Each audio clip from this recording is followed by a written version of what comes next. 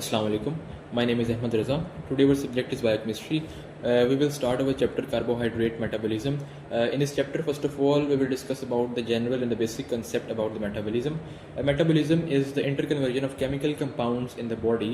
Metabolism is the mechanisms that regulate the flow of metabolites through the pathways. Basically, there are three metabolic pathways, that is anabolic pathways, catabolic pathways and amphibolic pathways. Anabolic pathways में smaller precursor से एक large और complex compound बनता है. For example the synthesis of protein from amino acids. While in case of catabolic pathways, larger compound is broken down to release energy, for example ATP, in the smaller molecules. Anabolic pathway is the endothermic process, means in this process energy is required, while catabolic pathways is the exothermic process, while that is energy is released in this process in the form of ATP. The third one is the amphibolic pathways. It act as a crossroads of metabolism, that is it links between the anabolic and catabolic pathways, for example the citric acid cycle. Normal metabolism during exercise and starvation हमारी body को help out करता है. अब normal metabolism भी बहुत सी वजूहात की वजह से हमारी बॉडी में डेवलप होता है, like nutritional deficiency, enzyme deficiency, abnormal secretion of hormones and the actions of drugs and toxins. Now we will discuss about the pathways that process the major products of digestion. हमारी body में होने वाली metabolism का जो basic pattern है वो हमारी diet पर डिपेंड करता है. हम जो फूड खाते हैं उसके अंदर कार्बोहाइड्रेट, लिपिड्स और प्रोटीन्स होती हैं, जो कि इनका डाइजेस्ट होना हमारी बॉडी के अंदर लाजिम होता है. कार्बोहाइड्रेट ग्लूकोज के अंदर डाइजेस्ट होती है, लिपिड फैटी एसिड्स में, और protein glycerol and amino acids में. और ये जो प्रोडक्ट्स हैं ये फर्दर एक कॉमन प्रोडक्ट के अंदर मेटाबोलाइज होते हैं जिसे हम एसिटाइल CoA कहते हैं, जो कि फर्दर ऑक्सीडाइज होता है by citric acid cycle. Now we will discuss about anabolic pathways and catabolic pathways in the detail. जैसा कि हम जानते हैं कि catabolic pathways में energy release होती है in the form of ATP due to the breakdown of complex substances into the simpler substances, and this release of energy is occurred in 3 stages. Step 1 में proteins, carbohydrates और fats, amino acids, monosaccharides and glycerol and fatty acids में convert होते हैं respectively. And in the stage 2 amino acids, monosaccharides और glycerol fatty acids ये acetyl co A के अंदर metabolise होते हैं. और in finally in stage 3 acetyl co A is further oxidised by citric acid cycle. Catabolic pathways are typically oxidative, and the oxidation power is provided by coenzyme NAD positive. While in case of anabolic pathways, the synthesis of large compounds require energy in the form of ATP, and it generally involves chemical reductions, and the reducing power is most frequently provided by the electron donor NADPH. Catabolism is a conversion process because a wide variety of molecules are transformed into a few common end products, while anabolism is a diversion process because a large variety of complex compounds are formed from a small amount of precursors. हमारी body में metabolism को एक proper way में maintain किया जाता है. Various physiochemical factors play role in the maintenance of metabolism in our body, like substrate concentration. हमारी body में most of the tissues glucose को एज अ फ्यूल यूज़ करते हैं. The glucose is metabolised to pyruvate by glycolysis. Aerobic tissues में ये pyruvate acetyl co ए में metabolise होता है, और ये एसिटाइल को ए की फर्दर ऑक्सीडेशन होती है in citric acid cycle for the formation of carbon dioxide and water. While in case of anaerobic tissues, the pyruvate is converted into lactate. Now we will discuss about the biomedical importance of the glucose.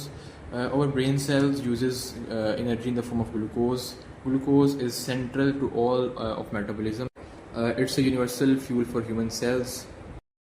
Glucagon और insulin जो कि pancreas से release होता है, ये हमारे body में glucose की कंसंट्रेशन उसके लेवल को कम करने या बढ़ाने में हेल्प आउट करता है. इंसुलिन हमारी बॉडी के ग्लूकोज लेवल कम करता है, जबकि ग्लूकागोन हमारी बॉडी में ग्लूकोज के लेवल को इंक्रीज़ करता है.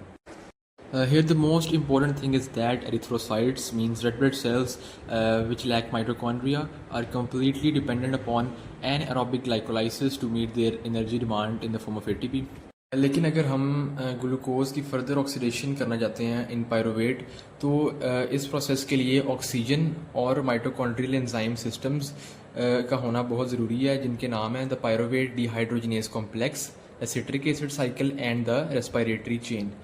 ग्लूकोज बहुत से शुगर कंपाउंड्स के लिए एज अ प्रिकर्सर भी एक्ट करता है, for example lactose, cell surface antigens and glycosaminoglycans, और बहुत से नॉन कार्बोहाइड्रेट कंपाउंड्स के लिए भी glucose as a precursor act करता है, like lipids, amino acids and nucleic acids.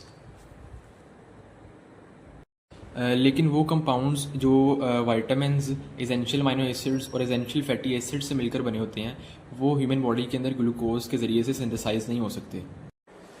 More than 40% of the calories in the typical diet are obtained from starch, sucrose and lactose, और इन dietary carbohydrates की digestion होती है digestive tract में glucose, galactose और fructose में। और जब complex carbohydrates की सिंपल कार्बोहाइड्रेट्स में डाइजेशन हो जाती है जीआईटी में, लाइक मोनोसेक्राइड्स जब बन जाते हैं, तो मोनोसेक्राइड्स की स्मॉल इंटेस्टाइन में एब्जॉर्प्शन होती है इनटू द ब्लड, और ये मोनोसेक्राइड ब्लड के ज़रिए से रिस्पेक्टिव टिश्यूज़ तक जाता है जहाँ पर मोनोसेक्राइड की फर्दर मेटाबोलाइजेशन होनी होती है। और जब ये monosaccharides also known as glucose cell के अंदर ट्रांसपोर्ट हो जाता है, तो उस ग्लूकोज की फॉस्फोराइलेशन होती है by hexokinase to form glucose 6 phosphate, and then this glucose 6 phosphate enters a number of metabolic pathways. जब ग्लूकोज 6 फॉस्फेट बन जाता है तो उसके पास 3 पाथवेज होते हैं जिसके अंदर वो एंटर कर सकता है। First is glycolysis, the second is the pentose phosphate pathway, and the third one is glycogen synthesis. Glycolysis is the breakdown of glucose, while glycogen synthesis is the storage of glucose. But the major fate of glucose 6-phosphate is the oxidation via the pathway of glycolysis to supply ATP for all cell type.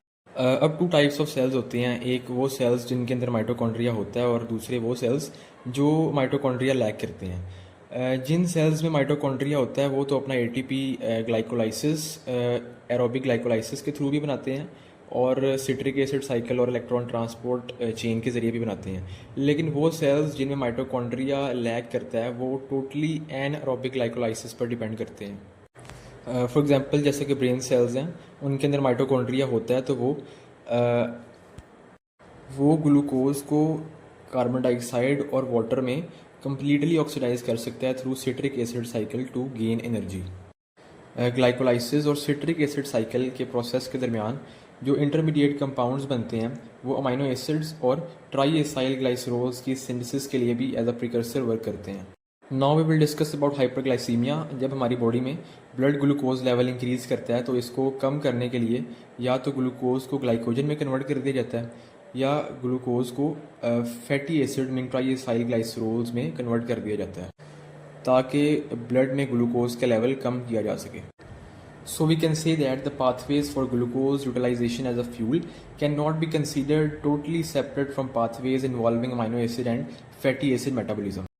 Glycolysis में glucose का एक molecule several enzyme catalysed reaction से गुजरता है to synthesise 2 molecules of 3 carbon compounds called pyruvate. इस glycolysis के सारे process में जो एनर्जी रिलीज होती है वो as in the form of ATP और NADH स्टोर होती है। Now we will discuss about overview of glycolysis. The glycolysis consists of 2 phases, preparatory phase and the payoff phase. In the preparatory phase, the glucose is phosphorylated into glucose 6-phosphate, और इस process में एक ATP इस्तेमाल होता है और वो ADP के अंदर कन्वर्ट हो जाता है, और इस प्रोसेस के दरमियान जो एंजाइम यूज़ होता है उसे हम हेक्सोकाइनेज कहते हैं। ग्लूकोज 6-phosphate जो है वो फ्रुक्टोज 6-phosphate में कन्वर्ट होता है। फ्रुक्टोज 6-phosphate की फर्दर फॉस्फोराइलेशन होती है इनटू फ्रुक्टोज 1,6-bisphosphate, और इस प्रोसेस के दरमियान एक ATP यूटिलाइज होता है।